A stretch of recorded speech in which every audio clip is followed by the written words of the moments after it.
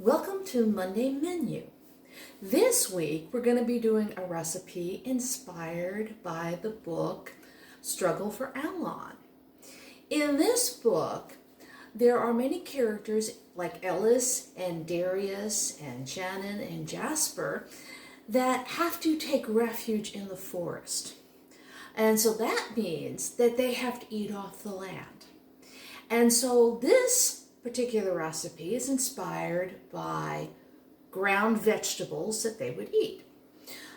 It's actually just 4 ingredients. And when I tell people that, like, how can a soup be so good with 4 ingredients? Well, it can, and you'll be surprised by it also. This is a sweet potato radish soup. Now, during Elizabethan times, potatoes were really just introduced. They took off more in Ireland than they did in England. And if you're from an Irish family like I am, potatoes were a staple. Now, sweet potatoes, when I was a kid, were just available at Christmas time, around the holidays. There are a ton more varieties of potatoes available today than there used to be. In fact, there are hundreds of varieties. And as I said, in Elizabethan England, potatoes were just starting to grow. So in the forest, you would find what they're called tubers, and potatoes and radishes are in the tuber family. So for this recipe, you're going to need first 2 cups of chicken broth. I already have that in the pan. You're going to need to peel and chop 2 medium sweet potatoes. 6 radishes, also peeled and chopped. Now, it would be best if you could get the organic kind rather than the packaged kind in the stores.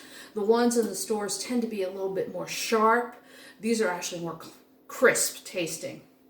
So basically, that's all you're going to do for now, is you're going to put that in and you're going to let it come together and boil and soften in the pan.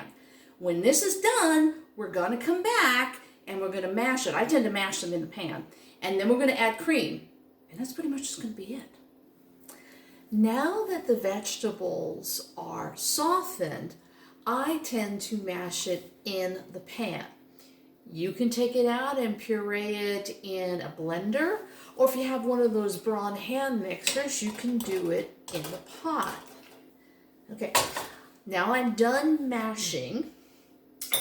What you do is you'll take 1 cup of half and half, pour it in.